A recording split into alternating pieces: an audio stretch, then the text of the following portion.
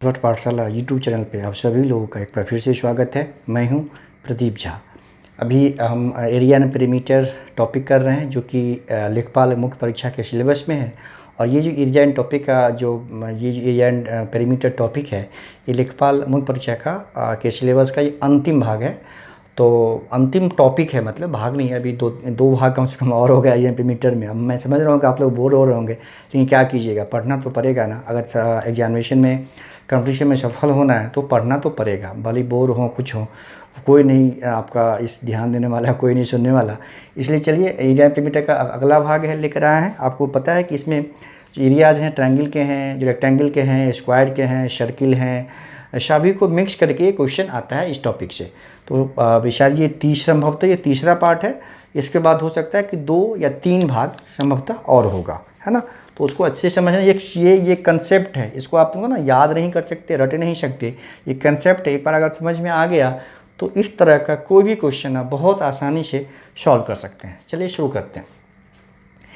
कोई पहला क्वेश्चन है कि 361 वर्ग फुट वाले एक वर्गाकार प्लॉट के मतलब चारों ओर, है ना, एक स्क्वायर प्लॉट है जिसके चारों ओर जो है बार लगाया गया है, बार लगाना है।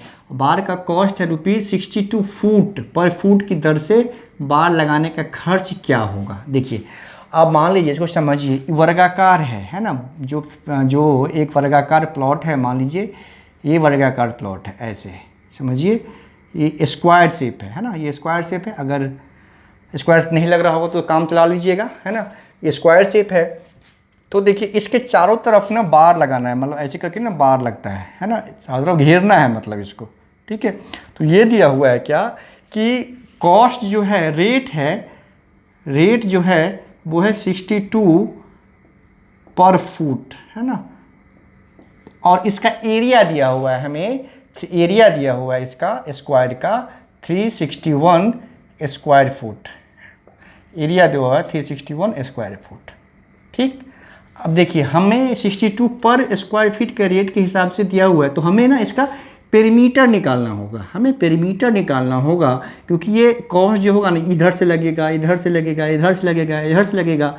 तो जितना पेरीमीटर होगा ना, वो जब निकालेंगे हम, तो उस पेरीमीटर को जब इस रेट से मल्टीप्लाई कर देंगे तो हमारा कॉस्ट आ जाएगा। तो पेरीमीटर निकालने के लिए हमको क्या चाहिए, हमें ये स्क्वायर का जो साइड है, यानी स्क्वायर का जो वर्ग की जो भुजा है ना, उसका लंबाई चाहिए। आपको पता है कि वर्ग की जो भुजा होती है वो इक्वल इन साइज होता है, चारों भुजा बराबर होती है।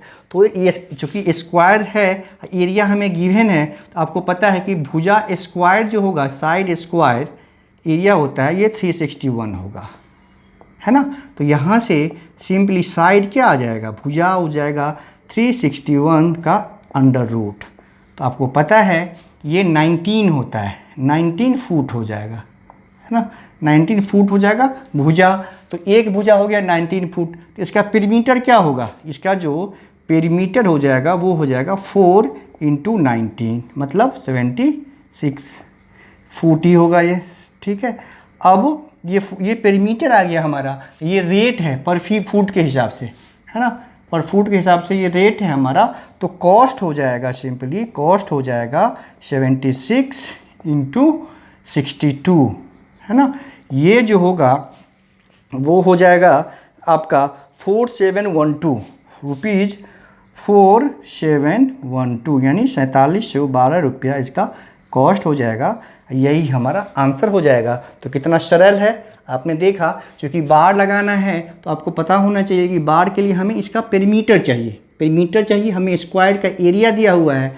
तो साइड स्क्वायर एरिया का फॉर्मूला आता है साइड स्क्वायर, तो उसको यूज़ करके हमने साइड निकाल लिया, फिर 4 × कर देंगे साइड को, तो ये पेरीमीटर निकल जाएगा। और पेरीमीटर का निकलेगा जो, उसको हम रेट से मल्टीप्लाई कर देंगे तो हमारा कॉस्ट निकल जाएगा। तो सरल था, बस समझना था कि कैसे यूज़ करना है, जो गिवन है उस चीज़ को कैसे यूज़ करके जो हमें फाइंड करना है वहाँ तक कैसे पहुँचते हैं, बस यही कंसेप्ट था इसका, ठीक है। अगला सम देखिए क्या है।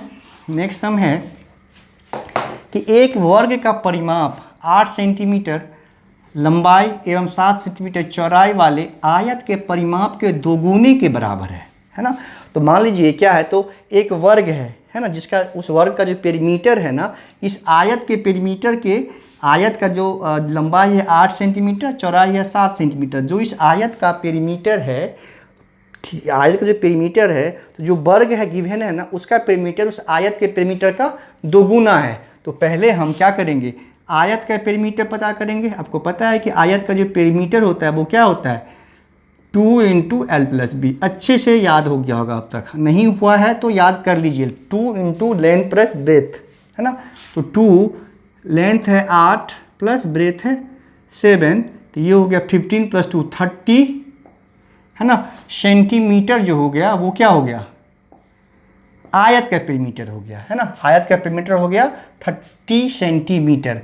तो वर्ग का पेरीमीटर क्या हो जाएगा, वर्ग जो है उसका पेरीमीटर क्या हो जाएगा, दिया हुआ है कि आयत के पेरीमीटर के दोगुने के बराबर है। मतलब 2 इंटू 30 मतलब 60 मीटर जो हो जाएगा, 60 सेंटीमीटर वो हो गया, जो स्क्वायर है उसका पेरीमीटर हो गया। तो क्वेश्चन में ही सब कुछ गिवन होता है, इसलिए क्वेश्चन को मैं बार बार बोलता हूँ, क्वेश्चन को पढ़ने में कोई हड़बड़ी नहीं करना है। क्वेश्चन को आराम से पढ़िएगा, समझ में आ जाएगा, तो आंसर तो चुटकी का खेल है, तुरंत निकल जाएगा। ठीक है, अब देखिए, ये हो गया परिमाप के दोगुने के बराबर है। उस अर्धवृत्त की परिधि कितनी होगी जिसका व्यास वर्ग के एक भुजा के बराबर है। तो एक अर्धवृत्त है, मान लीजिए ऐसे, है ना, अर्धवृत्त मान लीजिए ऐसे हुआ, ठीक। ये अर्धवृत्त, अर्धवृत्त मतलब सेमी सर्किल, सर्किल का हाफ उसको हम लोग अर्धवृत्त बोलते हैं, वृत्त के हाफ पोर्शन को हम लोग अर्धवृत्त बोलते हैं। तो ये सेमी सर्किल है, तो इसका ये है, आपको पता है। तो ये इसका पेरीमीटर हो जाएगा, सॉरी इसका व्यास हो जाएगा। ये सर्किल का ये यहीं पे कहीं पे सेंटर होता है, अर्धवृत्त के बीच में यहीं पे कहीं पे सेंटर होगा। पूरा बनाएंगे तो पूरा सर्किल बन जाता है, लेकिन अर्धवृत्त है, यहीं पे कहीं पे इसका सेंटर होगा, है ना।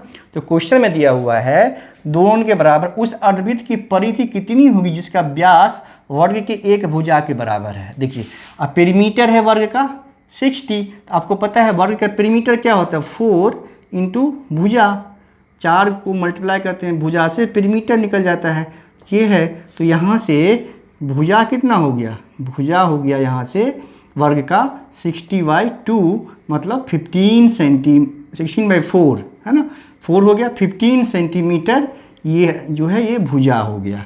अब दिया हुआ है ये जो भुजा का जो लेंथ है ना, वर्ग के जो भुजा का जो लंबाई है वही इस सर्किल का व्यास है।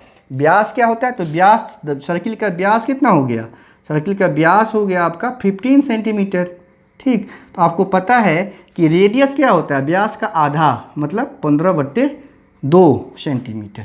रेडियस जो होता है वो होगा व्यास का आधा, क्योंकि इसका ये इस भुजा की लंबाई हो गई, स्क्वायर के एक भुजा की लंबाई। क्वेश्चन में गिवन है जो सर्किल, जो सेमी सर्किल है उसका जो व्यास है यानी डायमीटर जो है उस भुजा के लंबाई के इक्वल्स है। मतलब व्यास हो गया 15, तो रेडियस हो गया 15/2। अब पूछ रहा है तो अर्धवृत्त की परिधि निकालना है हमें, परिधि। ठीक है, तो परिधि पता है आपको, सर्किल का पूरा परिधि होता है 2πr, सर्किल का पूरा परिधि होता है 2πr। तो इस एरिया का जो परिधि हो जाएगा वो 2πr/2 यानी πr, है ना। प्लस देखिए, सिर्फ ये तो नहीं है ना, परिधि मतलब सबको ऐड करते हैं, तो ये भी तो ऐड होगा ना इसमें ये भी ऐड होगा, मतलब ये हो गया हमारा d यानी व्यास।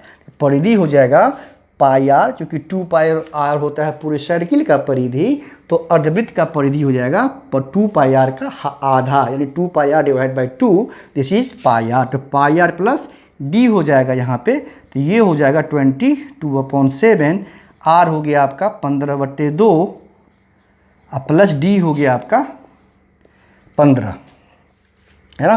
तो इसको सबको मल्टीप्लाई करके मतलब फिर 22 इंटू 15/14 प्लस 15, तो ये हो गया आपको 220 110 330/14 प्लस 15, ये हो जाएगा आपका 20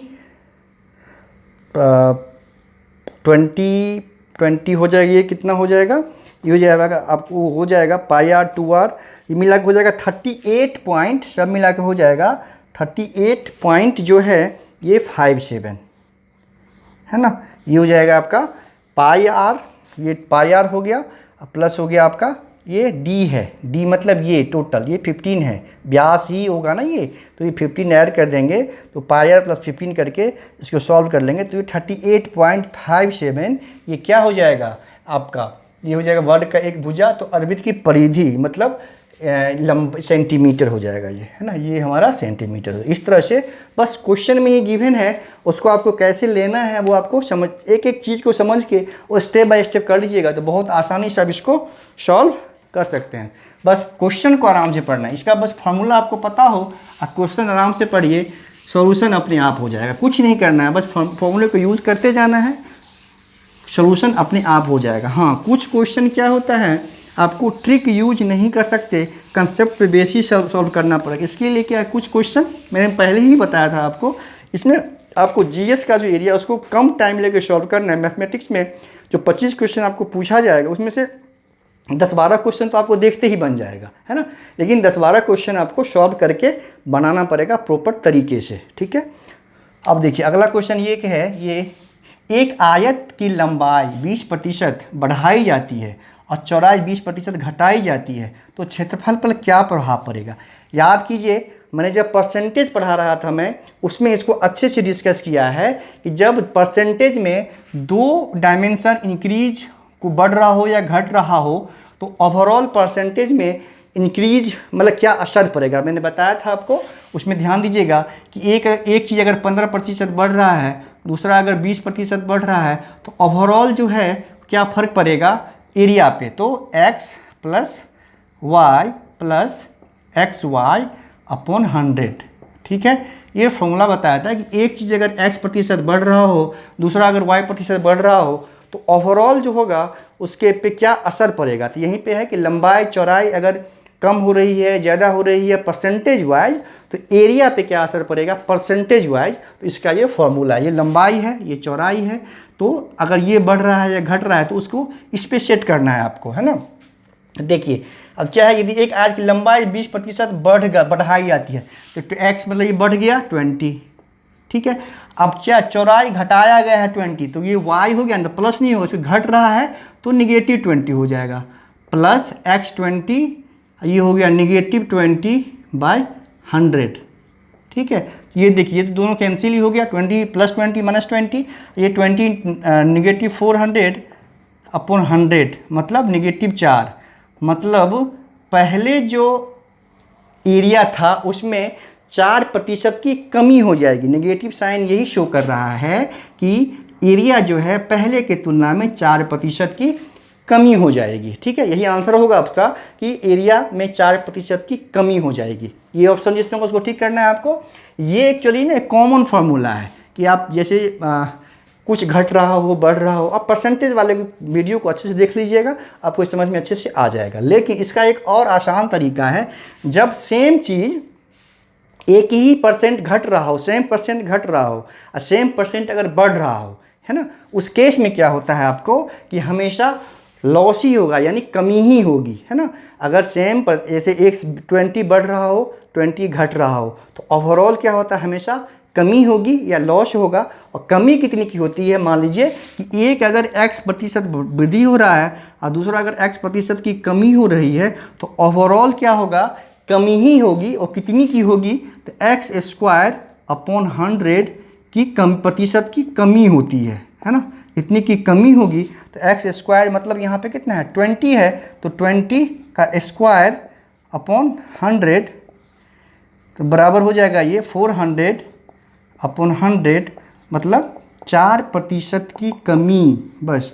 तो अगर सेम अमाउंट सेम अगर वैल्यू हो वही उतना ही बढ़ रहा हो उतना ही घट रहा हो तो ओवरऑल क्या होता है हमेशा कमी होगी। और कमी कितनी होगी x² अपॉन 100, यानी यहाँ पे 20 की वृद्धि हो रही है 20 की कमी हो रही है तो 20² अपॉन 100 उतनी की कमी हो जाएगी, है ना। ये हमने अच्छे से डिस्कस किया हुआ है परसेंटेज वाले टॉपिक में, तो वहाँ भी आपको समझ में आ गया होगा। फिर से मैंने अच्छे से यहाँ पे सब कुछ क्लियर कर दिया थोड़ा सा तेज़ी में, ठीक है। अगला सम देखिए, ये लास्ट सम है आज के क्लास का। ये देखिए लास्ट सम है, एक 40 मीटर लंबा तथा 25 मीटर चौड़ा बरामदे का आयताकार पत्थरों से पक्का करना है। मान लीजिए एक 40 मीटर लंबाई है बरामदे की, है ना, और उसकी चौड़ाई है 25 मीटर। ठीक, ऐसे मान लीजिए बरामदे की, ये बरामदा है, ठीक है। उस पर क्या करना है, आपको पता है कि बरामदा है तो उस पर पत्थर लगाना है, जैसे आप लोग लगाते हैं ना, हम लोग घर में मार्बल्स लगाते हैं या टाइल्स लगाते हैं, आप वो समझिए, है ना। तो पत्थर से उसको पक्का करना है। प्रत्येक पत्थर का आकार 6 डेसीमीटर प्लस 5 डेसीमीटर, मतलब पत्थर जो है, मतलब ये पत्थर हो गया आपका, ये है ना, ये पत्थर हो गया छोटा, इसका जो आकार है, लंबाई है 6 डेसीमीटर, ठीक है, डीएम डेसीमीटर, और चौड़ाई है 5 डेसीमीटर। ठीक, इसका जो इस बरामदा का लंबाई है 40 मीटर और चौड़ाई है 25 मीटर। ठीक है, तो ये पूछ रहा है क्या कि ऐसे कितने पत्थर लगेंगे इस बरामदे को पक्का करने के लिए। समझ में आ गया, इस बरामदे को पक्का करने के लिए कितने पत्थर लगेंगे, मतलब एक पत्थर यहाँ पे ऐसे सेट होगा, फिर ऐसे सेट होगा, ऐसे सेट होगा, ऐसे सेट होगा, मतलब इस तरह से कितने पत्थर सेट होंगे जिससे कि लगाना पड़ेगा, जिससे कि बरामदा, पूरा बरामदा पक्का हो जाएगा। तो कुछ नहीं करना है, इसके एरिया को इसके एरिया से डिवाइड कर देना है, बस आंसर हमारा आ जाएगा। तो इसका एरिया क्या होगा, देखिए इसका एरिया होगा 40 इंटू 25, है ना, लेंथ इंटू ब्रेथ, ये मीटर स्क्वायर में है, याद कीजिए मीटर स्क्वायर में है, डिवाइड बाय ये है आपका डेसीमीटर में। तो आपको पता है कि 10 डेसीमीटर इक्वल टू 1 मीटर होता है, मतलब जब डेसीमीटर को कन्वर्ट करना हो मीटर में तो 1/10 से मल्टीप्लाई करेंगे, मतलब इसका एरिया हो जाएगा 6/10 इंटू 5/10, तब ये भी हो जाएगा मीटर स्क्वायर। ये डेसीमीटर को हमने कन्वर्ट कर लिया मीटर में, तो 10 से डिवाइड किया तो 6 डेसीमीटर, 6/10 मीटर हो गया। ये 5 डेसीमीटर, 5/10 मीटर हो गया, तो ये भी हो गया मीटर स्क्वायर। को सेम यूनिट लाना जरूरी है। तो 10 डेसीमीटर इक्वल टू होता है 1 मीटर। तो जब डेसीमीटर को हम कन्वर्ट करेंगे मीटर में तो क्या करेंगे, डिवाइड बाई 10 कर देंगे। अब इसको सॉल्व कर लीजिए, ये हो गया 40 इंटू 25, ये 10 क्या होगा, ये 10 दोनों ऊपर चला जाएगा, यहाँ पे 100 हो जाएगा। ठीक, ये 100 हो गया। तो अब देखिए यहाँ पे ये हो गया, ये 6 इंटू 5 हो गया, ठीक है, 6 इंटू 5 हो गया। तो इस तरह से आप पाएंगे कि इसका जो टोटल पत्थर होगा वो पत्थर होगा आपका 6000 के आसपास। ये पत्थर का टोटल कुल पत्थर जो होगा वो 2000 पत्थर होगा, सॉरी, ये पत्थर टोटल मिला के आपका 2000 पत्थर होगा। ये 25 ही है ना कि 15 है क्वेश्चन में, क्वेश्चन में ये 15 है बेसिकली, है ना, ये 15 है। तो यहाँ पे 15 कर लीजिए आप, क्वेश्चन कहाँ, ये 15 है बेसिकली, ये 25 नहीं था, ये 15 था, इसलिए ये पे होल नंबर में आएगा नहीं, है ना, दिक्कत हो जाएगा, ये 15 होगा। ठीक, अब देखिए ये 15 हर जगह 15 कर लेना है, क्वेश्चन में 15 था इसलिए होल नंबर में नहीं आ रहा था, 25 मैंने गलती कर दिया था क्वेश्चन को लिखने में। अब देखिए, अब हम कर लेंगे आराम से, 5 8 जा 40 हो जाएगा, कैंसिल हो गया।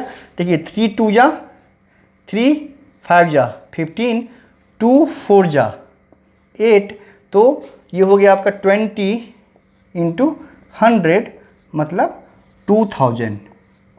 टोटल पत्थर जो चाहिए हमें वो 2000 पत्थर लगेगा इस बरामदे को पक्का करने में। तो कुछ नहीं करना था, इसमें बरामदा का एरिया ऊपर रखना था और जो पत्थर है छोटा वाला साइज उसको नीचे रखना था, लेकिन उसका जो यूनिट है, यानी उसका यूनिट मीटर है, इसका यूनिट डेसीमीटर है, तो यूनिट को, इकाई को पहले सेम लाना है। हमेशा ये ध्यान रखना है कि जो यूनिट ज़रूर ध्यान देना है, दोनों यूनिट को सेम करना है पहले, उसके बाद ही मल्टीप्लाई या डिवाइड जो करना है आपको करना है। तो हमें कितना पत्थर लगेगा, तो इसके एरिया को, बड़े वाला जो एरिया है बरामदे का जो एरिया है उसको इस छोटे वाले के एरिया से डिवाइड कर देंगे, तो हमारा नंबर ऑफ जो पत्थर है वो आसानी से पता हो जाएगा। तो आज यही रखते हैं, मिलते हैं बहुत जल्द अगली क्लास के साथ, तब तक के लिए